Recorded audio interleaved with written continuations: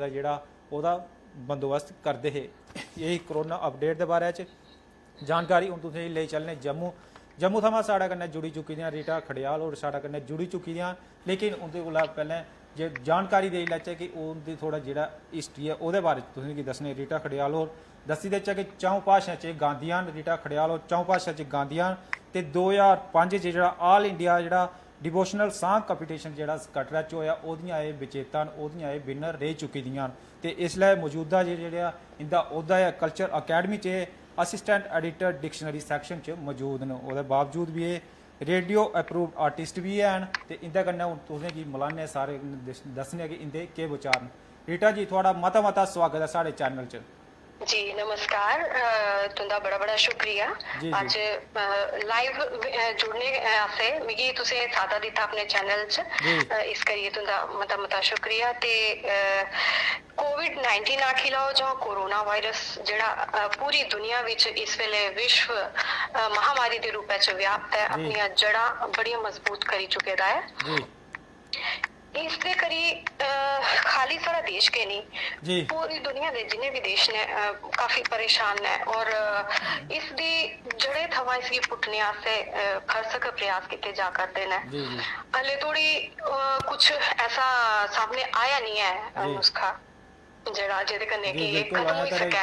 कोशिशां जारी ने, लेकिन जदों थोड़ी ये कोई ऐसा वैक्सीन तैयार हुई है साढ़े सामने आग, उसदे थमां पहले जियां कि अस के प्रिवेंशन ले सकते हैं, प्रिकॉशंस ले सकते हैं एह्दे कोला बचने आस्तै। और साढ़े प्रधानमंत्री माननीय नरेंद्र मोदी जी भी समय समय पर मतलब टीवी चैनल्स के माध्यम कन्नै असेंगी निर्देश दिया करदे ने और काफी हद तोड़ी दुनिया ओदा पालन करा करदी है।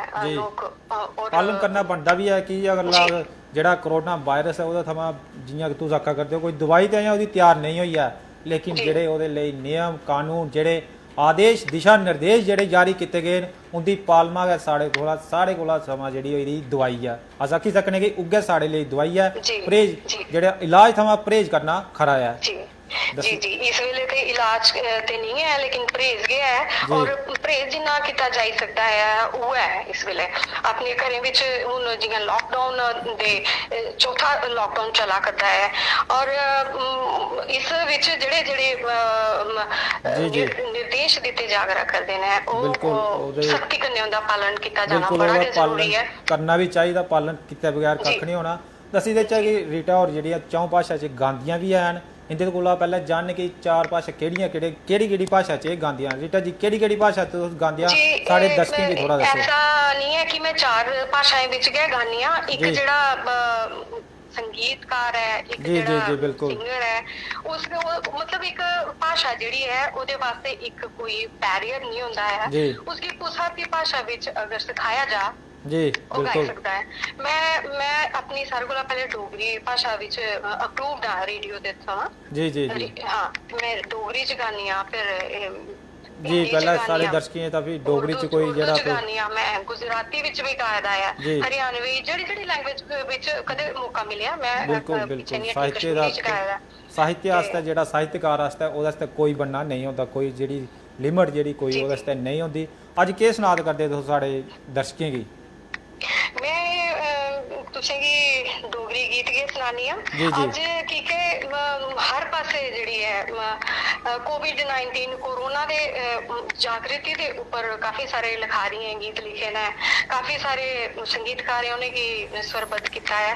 लेकिन मैं जरूरी नहीं समझनी कि कोविड-19 दे उप्पर गै कुछ गाना, लेकिन इस जेह्ड़े तनावपूर्ण माहौल दे विच कुछ भी अगर दस्या जा सनाया जा मिगी लगता है कि कुछ ना कुछ हद थोड़ी सुकून देने का काम करता है। मैं तुसेंगी अज साड़ियां मानयोग जम्मू दियां पहलियां कवित्री पद्मश्री पद्मा सचदेव हुंदा एक स्वतंत्र नज़म है जिसकी मानयोग ब्रिजमोहन संगीतकार जम्मू के बड़े मशहूर ने उन्हें स्वरबद्ध किए जाते, मैं उसकी उनके कन्नै सांझा करना चाहां। जी जरूर।